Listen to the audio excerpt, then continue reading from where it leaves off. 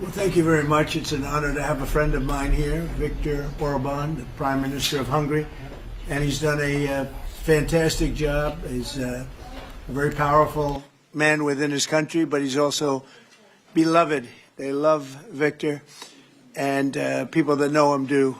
He's run a really great country, and he's got no crime, he's got no problems like some countries do, but probably has a couple of things that I don't know about, maybe that I don't want to know about. But he's a very special person. I've known him for a long time. We're going to be talking trade. We're going to be talking a little bit of Russia, Ukraine. We'll be talking about energy and energy prices. We have energy down to a pretty low point right now in the United States. We're drilling, drill baby drill, we call it. But energy costs are very low. Our general costs are very low. And I just saw that Walmart came out with a statement last night. They've done it for many years, that Thanksgiving this year will cost 25% less than Thanksgiving last year under Sleepy Joe Biden. So that's a big difference. That's a big difference. 25% less Thanksgiving. And I think that's a very good chart. They include everything that you need for Thanksgiving. So it's 25% less this year than it was last year. And that's true. That's emblematic of the rest of prices. Energy prices are way down from what they were last year. Inflation is almost non-existent. We have inflation down to a very low number, whereas Biden, as you know, is the worst inflation in the history of our country. So we're doing very well. We have a shutdown, as you probably know, because the Democrats have gone, they're crazy. They're crazy. But they don't care if they hurt the country. But we've approved it 14 times. We've approved a opening up 14 times, and they keep rejecting it. And I guess maybe they will again. Let's see what happens.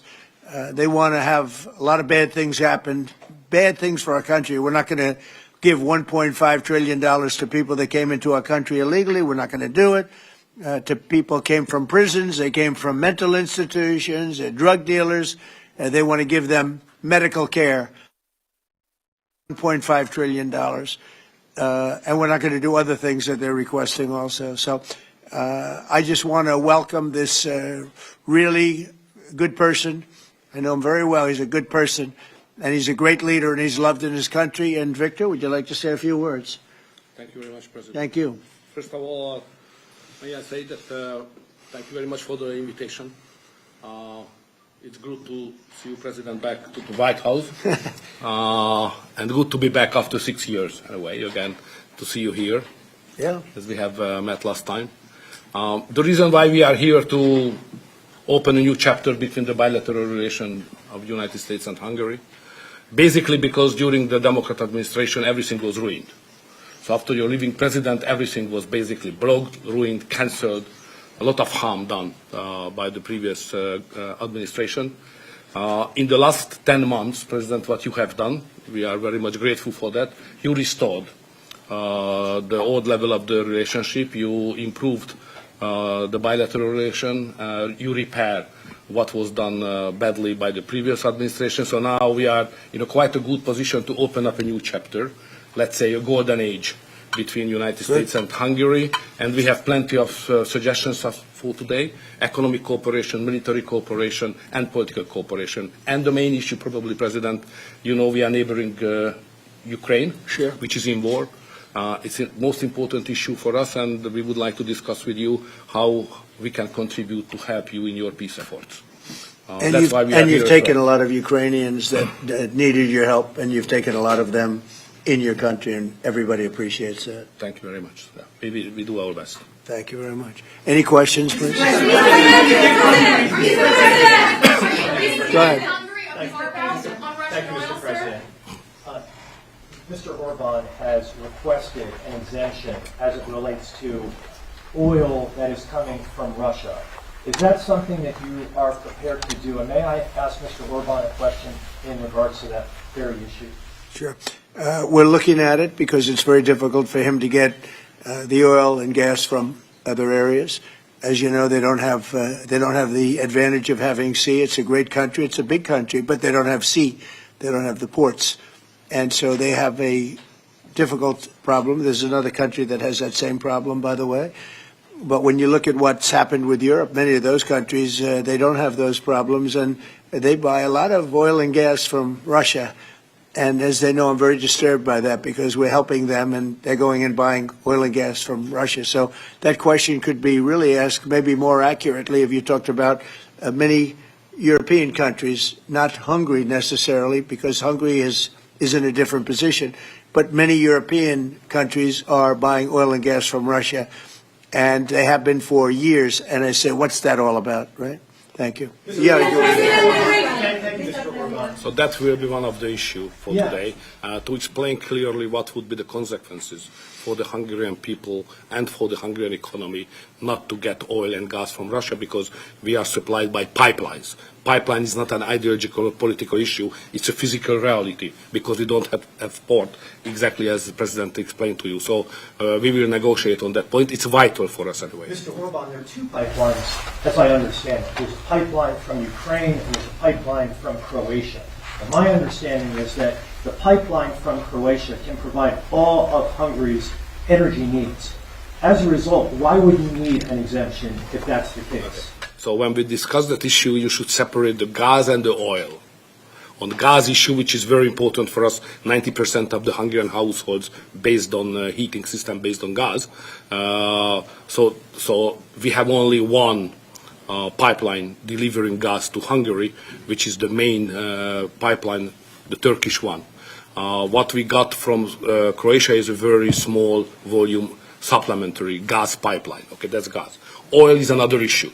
So oil is coming from the Druzhba pipeline, which is the main supply, and that is a Croatian one, which is the secondary and supplementary pipeline. We would like to convince the Croatian government to enlarge it and make it possible to deliver more. Under these circumstances, it cannot be the main pipeline. It's just supplementary. But later on, with some big investments, it could serve better the interest of Hungary. Yes, please go ahead. Thank you. Many people see this meeting not just as an encounter between two countries, but as the symbol of the strengthening of the new conservative Europe alliance. Would you agree with that interpretation? And how do you see the future of Europe in the light of leaders like Viktor Orban stand up to Brussels bureaucracy and the globalist agenda? Are you from Hungary? Yes, I am. I figured. The fact is that he's a great leader, and he's respected all over, not necessarily liked by some of the leaders, but, you know, those leaders are proven to be wrong. If you look at his stance on immigration and other things, you know, if you look at Europe, they've made tremendous mistakes on immigration. It's really hurting them very badly. He has not made a mistake on immigration. So he's respected by everybody. He's liked by some. And I can tell you, I like and respect. I'm a double. I like and respect him. And that's the way Hungary is being led. They're being led properly. And that's why he's going to be very successful in his upcoming election. May I have a comment Please. on that? You know, language is important because the Anglo-Saxon terminology is different from the European one. So to use categories can create some misunderstanding. So I would like to be clear as much as we can. We are the only government in Europe which consider itself as a modern Christian government. All the other governments in Europe are basically liberal leftist governments. So we try to do something from 2010 which is different from what the others are doing, even at the philosophical level and at the level of practice as well, as just the President described it, like migration. So we are kind of a special island of difference in a liberal ocean in Europe, and we consider ourselves as a modern Christian government. That's the proper category to describe what we are doing. To both of you. We're talking, but we'll report on that later. Meetings with Putin. We were talking about that with Viktor. He understands Putin and knows him very well. And I feel that, I mean, I'm going to let you say what you think, but I think that Viktor feels we're going to get that war ended in the not too distant future. Viktor, do you want to talk about that? I'm strongly convinced. So the question is whether we Westerners are unified or not. The problem is that the President has huge peace efforts, which are just splendid and very positive for the European continent and all the peoples of the of Europe. But at the same time, we are not unified because Brussels and the Europeans has a different approach to the war. So the only pro-peace government is the United States government and the small Hungary in Europe anyway. All the other governments prefer to continue the war because many of them think that Ukraine can win on the front line, which is a misunderstanding of the situation. So it's a complicated issue. We will discuss it. It requests not just 2 minutes to respond to your question, but rather than our lecture. Sorry, not to continue more than that. To both of you. So you would say that Will that be Ukraine okay? cannot win that war? You know, miracle can happen. Yeah, that's right. To both of you. Will that be a Yeah, peace go ahead. summit? Thank you, Mr. President. What is your message to the EU, because from Hungary, and the EU want to impose their war policies on Hungary? What is your message? Well, I think they should respect Hungary and respect this leader very, very strongly because he's been right on immigration. Look what's happened to Europe with the immigration. They have people flooding Europe all over the place, and it's hurting it. It's the crime rates are way up. A lot of bad things are happening. His crime rates are very low. They're the same as they always were, which is very little crime because he's kept it the way it should be. Europe, I mean, I don't want to go into individual countries. They're all friends of mine, everyone. As you know, in NATO, they voted to go from 2% to 5%, and, you know, that nobody thought that was possible. And we had just about almost, other than Spain, a unanimous vote. No, I think that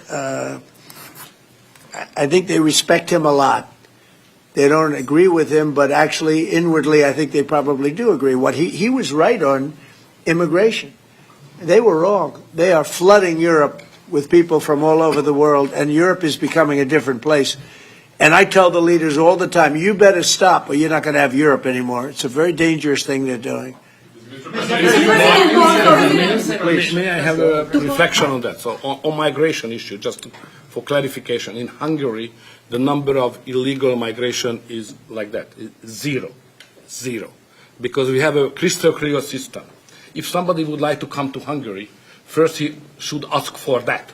If he gives the permission, they can step in. Nobody can step on the territory of Hungary without having a permission from the Hungarian authorities. This is the regulation, simple, well working. What is the consequence of that? We are under sanctions, financial sanctions of European Union, because we don't let the illegal migrations to come to Hungary and to the European Union as well. So we have to pay, just to inform you, we have to pay every day 1 million euro as a punishment to the Brazilian budget, because we stop the migrants. This is the absurd world we are living now in Europe. To both of you. Go ahead, please. Will, Yes, Thank go you ahead. so much. Thank you. I'd like to ask what do you think, what do you believe after this meeting? Can you have maybe, or the European Union will have another opinion about, just because of this penalty, another opinion about Hungary because of the immigration and because of this kind of politics, which is not that strictly as the European Union directs. What do you believe? Yeah, where are you from? I'm from Hungary. Okay. I do have that conversation with them, and I respect and like them. You know, they're all friends of mine. I think pretty much every single leader in Europe is a friend of mine. We get along really well. They've done everything I've asked them to do with NATO, etc. The only thing they continue to do is buy oil from Russia. That's not too good. But I told them they should respect this man. They can also learn from Viktor. Viktor has had a very hard stance on, more than anything else, immigration or even illegal immigration. He literally has accepted no one over the years. Think of how much greater these countries would be if they didn't have the tremendous crime that has come in with the immigration. People just flowing into Europe. They've got to stop it. And not only stop it, they have to reverse it. They have to get them out. We've done that here. We have 0 people coming in now. The borders are closed. We take people, but we take them legally. But we've done it very strongly, and we're moving hundreds of thousands, millions of people out.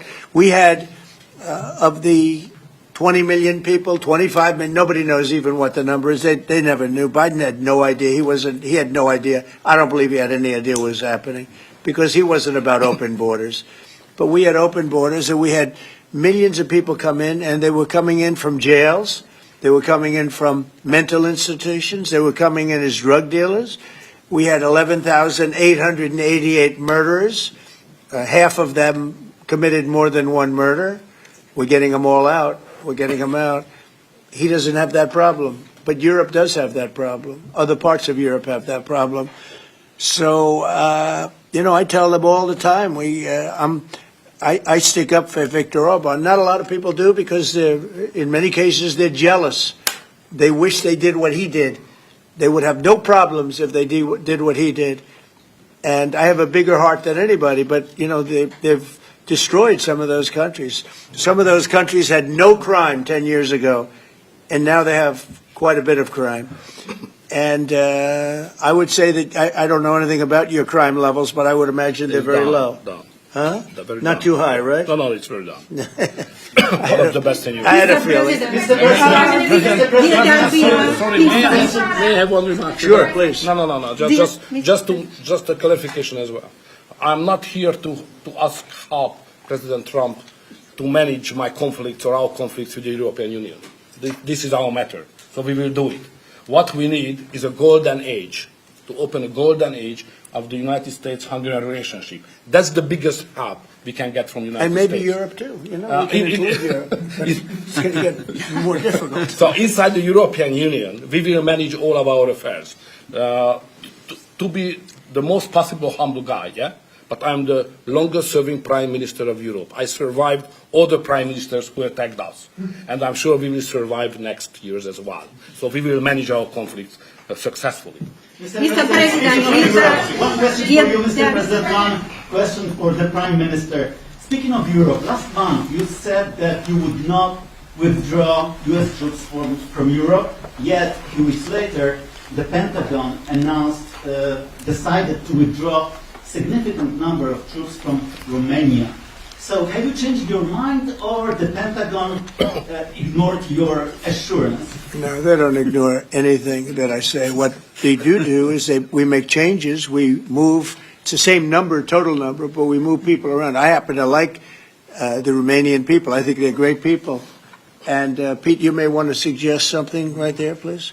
Absolutely. No, nothing was uncoordinated with the White House. It's all part of the view that we have of Europe, and there will remain troops in Romania, but there's some change in how we rotate and how many we rotate. And the relationship with Romania is very good, right? It's very good, and we've coordinated all this with Secretary General Ruta, throughout EUCOM, throughout our allies. Everyone was notified in advance. The relationship with Romania is very good. The relationship with Europe is very good. I disagree with what Europe is doing having to do with immigration, but I agree with them on many other subjects. We just signed the biggest trade deal ever made with Europe, $950 billion. We were able to do it because of tariffs. It was a deal that was good, very good, but we had a very unfair deal. We were treated very badly before I came into office, but we just signed. It's the single biggest trade deal ever signed. So we have a very good relationship with Europe. Yeah. What is the main dispute with the Russians which prevent the Budapest summit with Putin from taking place? The basic dispute is they just don't want to stop yet. And I think they will. I think it's taken a big toll on Russia, a big toll on both countries, obviously, but it's taken a big toll. They're losing 7,000 soldiers a week. That's a big toll. And between the two of them, divided, with Russia losing more soldiers, actually. But they're both losing a lot of people. And that's the primary thing that, with me, it's not economic, it's not money. In fact, we don't spend any money. We send it to NATO. They pay us for our missiles and for our military and everything else. It's not a question of money. It was with Biden. He spent $350 billion. He got nothing for it. The war would have never happened. If I were president, the war would have never happened. I think you would agree with that. This war would never have happened if I were president. It's stupid that it happened. But it did happen. I inherited the war, and I think we're going to get it ended. Not too distant future. Yes, please. So no question that if that time the name of the United States president would have been Donald Trump, there would be no war between Ukraine and Russia. That's clear. But what we are speaking about here is more than that, because without the pressure coming from the United States government, I'm speaking 2022, the Europeans would not take that hard line what they have today on the war. Remember that big countries of Europe rejected to be involved more than just sending some, humanitarian issues. So the pressure coming from the United States to be more pro-war in Europe. So that's the fact of the history anyway. So we have to restore something which was ruined and created from here, and that's the reason why I understand absolutely the devotion of the president now to do everything to stop the war, because that would be not that deep without the previous government pressure from here. So the reason why I'm here to be as much as helpful I can to contribute to the peace efforts of the president, because that was an enormous mistake what we have done, the Western world several years ago, and we have to stop it, and it's common responsibility. Biden actually pushed for that war to happen. Okay, if you can believe it. Nobody can believe it, but it's one of those things. And now look what happened. Look what's happened to Ukraine. It's a much smaller country. A lot of people are dead. You take a look at it's a whole different world over there. And Russia has not been helped very much by that war either. They lost a tremendous number of soldiers and people. Look, that war should have been a 1 week war. I don't know why it's taken. This is 4 years. Should have been 1 week. Should have been over with, but it would have never started. Should have never started. And I would have solved the problem without giving up anything. Ukraine would have remained as is. So there were tremendous mistakes long before I got there. I inherited that mess, and we're getting it solved, along with the 8 wars that we've already ended. Mr. President. What is America's interest cultivating better relations with the EU leader or Orban? I think I can do both. There's no reason why I can't. I get along well with the European nations. We are still a member of the European Union, so it's easy. Yeah, and by the way, he's a member in good standing, I guess, although they penalize him every once in a while. But he's a member in good standing with the European Union, so he's a member. He's a part of it. But I get along great with him, and I get along very well with them. I agree with him on immigration much more than I agree with them, but I agree with a lot of the things in Europe he also agrees with. But he had a difference, I would say, primarily on immigration more than anything else. And I happen to think he was right, because their whole fabric has changed. You go to some of the countries, they're unrecognizable now because of what they've done. And Hungary is very recognizable. Yes, ma'am. Mr. President. Yes, Mr. President. Will there be a peaceful meeting in Budapest still this year? What do you think? You mean a meeting with President Putin? Yes. You mean in Hungary? Well, I'd like to keep it in Hungary, in Budapest. That meeting, it turned out I didn't want to do that meeting because I didn't think anything was going to be happening of significance. But if we have it, I'd like to do it in Budapest. Yeah, it'd be good. Mr. President, you said many times to support Viktor Orban. Why is it important to win the next election, for example, for the United States, Hungary, and also Europe? Why is it important? Well, I don't know his opponent. I don't know if he has an opponent yet. At some point he will, I guess. We always have opponents, always. right? Not much of an opponent. But I'll be supportive of him. He's done a fantastic job. We've had a great relationship. The United States, look, we had a country that had no leader. It had an auto pen. Illegal auto pen, totally illegal. And that's coming out stronger and stronger. But we had no leader in the United States. Hungary, as an example, had no relationship with the United States, even though we do, billions of dollars in trade with Hungary. Yeah. Hungary's a big country economically. We do, billions of dollars in trade with Hungary. Why would they give that up? And they gave up so much else. Look, they gave up everything. This country was poorly run. I think if I didn't win the election, we might not have a country, if you want to know the truth. Not a recognizable country. But our relationship was immediately good as soon as I won the election, because Viktor's one of the people that's highly respected, and we had a great relationship with Hungary. We do again. That was an easy one. Yeah. Do you and Prime Minister Orban agree on ways to put pressure on President Putin to come to the negotiating table to end the war in Ukraine? I think we agree that the war is going to end. Sometimes people have to fight it out a little bit longer, but I think we agree that the war is going to end in the not-too-distant future. Do you want to talk about that, Viktor?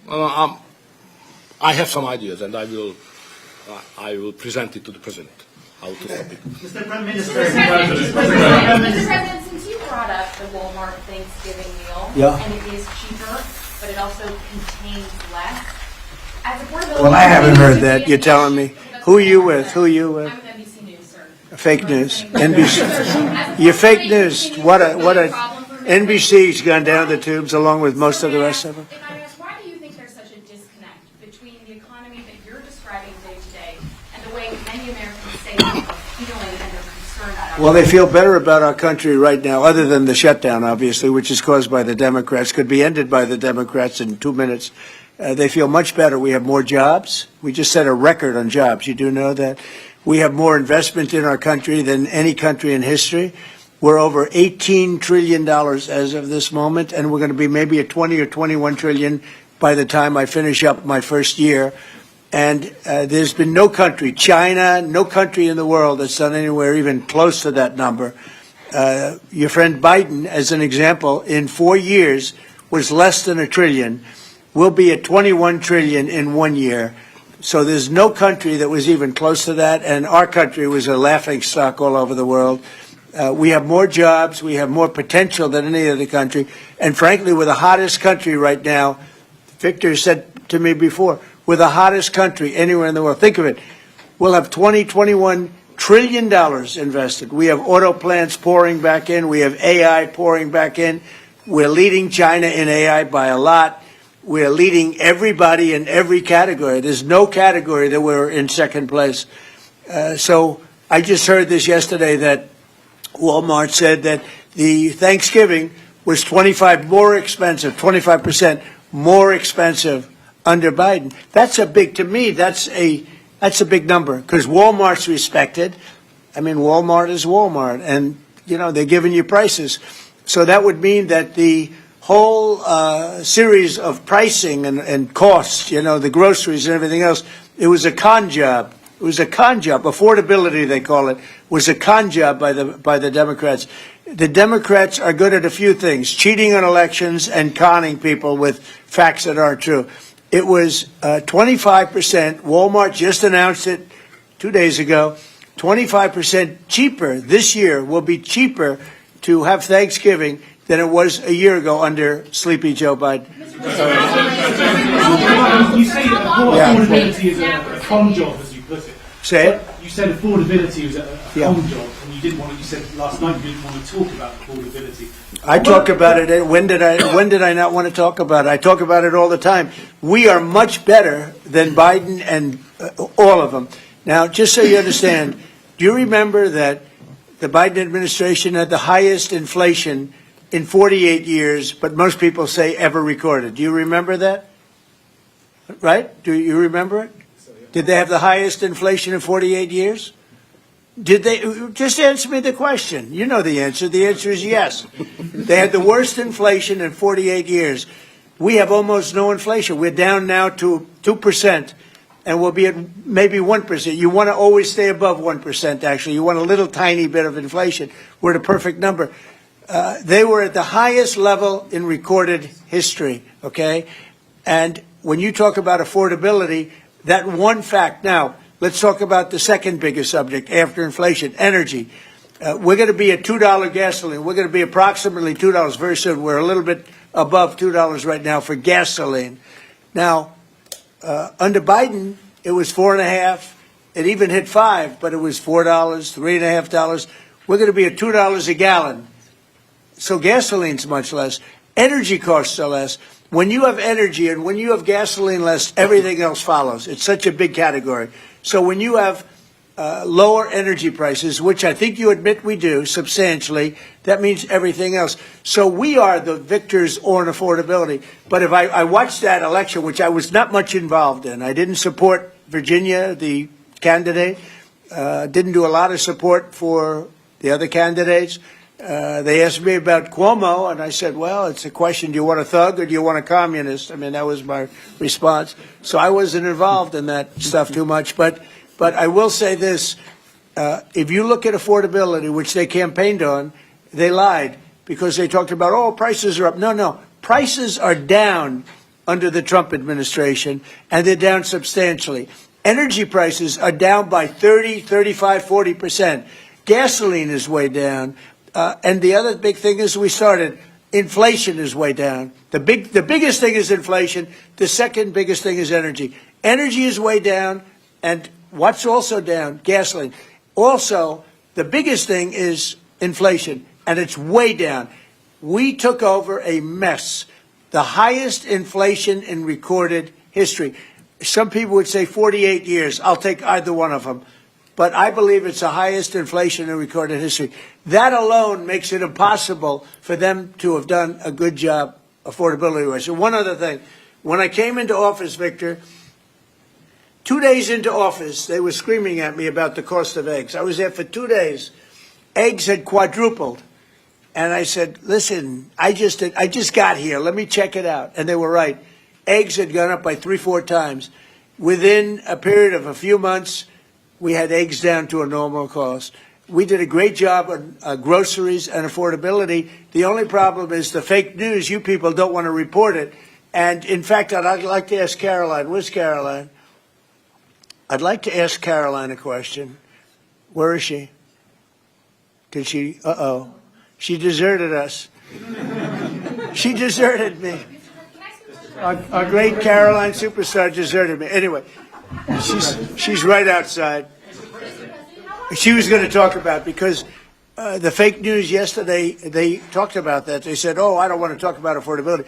The reason I don't want to talk about affordability is because everybody knows that it's far less expensive under Trump than it was under Sleepy Joe Biden. And the prices are way down. Caroline? Yes, sir. Could you discuss that question that was asked, and how it was asked in such a fake, disgusting manner by the fake news? Yeah, and I just saw it asked again here, and it's very unfortunate that the reporters in this room refused to address, sir, what you just said, which is that you inherited the worst inflation crisis in modern American history, and you are fixing it in 10 short months. And your entire administration has been tasked with this effort, from Treasury Department to Agriculture Department to the National Economic Council right here at the White House. They are slashing regulation. He signed the largest middle-class tax cut in 6 months. In 6 months, in record time, putting more money back into your people's pockets. So affordability is what the American people elected this president to do, and he is doing it, and you guys refuse to cover it, and you refuse to cover that the previous administration created the worst unaffordability crisis in American history. And I've been watching the TV all day saying that he doesn't want to talk about affordability. That's what he's working on every day. And that's what I'm talking about right now. But you know why they refuse to cover it? Can I get because her they're for fake someone? news. That's why. Go ahead. Can I get her someone? Sure. Caroline, the Prime Minister would like you to work for him in Hungary. Please consider. You know what? That's a very good decision you just made. Please don't leave us, Caroline. Yeah, please. You spoke to Republican senators. They do not seem interested right now in getting rid of the filibuster. That's too bad. They're making a big mistake. That's right. No, but they're coming my way. You're right. Wait a minute. The way to do it for the Republicans is to terminate the filibuster. They call it the nuclear option. This is the second form of nuclear. Very good. Very good. This is a good form. This is not a bad form. I would have been in favor of that a long time ago. But you know the Democrats are going to do that. And most of you will admit the Democrats are going to do that. So why aren't we doing it? And I think only a foolish person would be against that, especially when you realize that these are crazed people. These people are absolutely crazed, Trump derangement syndrome, whatever it may be. And I am totally in favor of terminating the filibuster. And we would be back to work within 10 minutes after that vote took place, and lots of other good things would happen. And it doesn't make any sense that a Republican would not want to do that. If they're not going to do that, then it seems like you'd have to make a deal with Democrats to end the shutdown. Here's some of the things that we'd pass if we terminated the filibuster. Voter ID, no mail-in voting, no cash bail, no men and women's sports, no welfare for illegals. You could go on and on. This is 2 pages of things we'd do if you did that. Without it, I don't know that you passed anything, because you can't deal with them. They're really irrational. They really are. But I was happy to see that a tremendous liability to this country, a woman that made herself rich in this country, Nancy Pelosi, has quit. and she'll be out of here pretty soon. And that I consider that to be a great asset for America, getting her out. Yeah, please go. Are you really going to deal with Democrats? You're not interested in the I don't know. We'll see what they have. I mean, we'll see. But they're very destructive for the country. NBC, fake news. I'm not taking you. Go ahead. President, are you worried about it backfiring in the future on Republicans? Should they get rid of the filibuster and then down the road? Well, normally I would say, well, a little bit, but the reason that I'm not is because if they ever took over power, they'll do it. Look, Joe Manchin and Sinema are two people that are no longer in politics because of this issue. They were opposed to what the Democrats wanted to do. They wanted to terminate the filibuster. They were opposed to it. They're no longer in politics. They're gone. The Democrats will do this. So if the Democrats are going to do it, I'm saying Republicans should do it before they get a chance. It's very simple. And if we do it, we will never lose the midterms and we will never lose the general election because we will have produced so many different things for our people, for the country, that it would be impossible to lose an election. Are you worried about an AI bubble? No, I love AI. I think it's going to be very helpful. So many things are happening with it. And in addition to which, we're leading China, we're leading the world in AI. We're building massive electric plants that the companies themselves are building for their plant. I've given them the right because we need so much electricity for that. Just the word is electricity, believe it or not. Double the electricity that we currently have in the country for just the AI plants. And I've allowed those companies to rebuild and build electric plants along with their facility. We're getting approvals done in less than a month, sometimes in 2 weeks, for massive, beautiful, massive buildings. And no, I'm totally in favor of it. I think it's really going to be the wave of the future, and we're leading the world. We're leading everybody by a lot.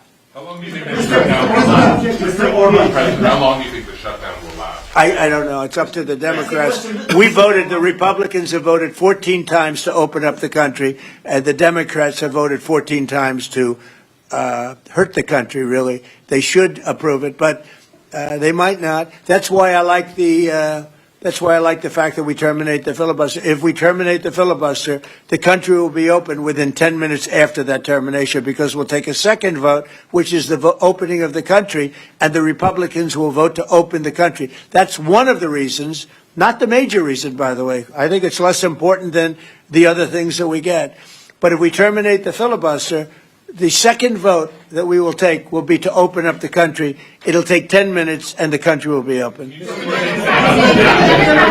any room for bipartisanship? Because it seems like that's the main purpose of the filibuster, is to create some sort of compromise. So Well, it didn't work, obviously. So You're right. That was the purpose of the filibuster, bipartisanship, but that didn't work. So are you saying the next 3 years in Washington there shouldn't be? Well, no. If the filibuster is terminated, we will have the most productive 3 years in the history of our country. If the filibuster is not terminated, then we will be in a slog with the Democrats, and very little for either party will be done. So it's a good thing. Thank you very much, everybody. Thank you very much.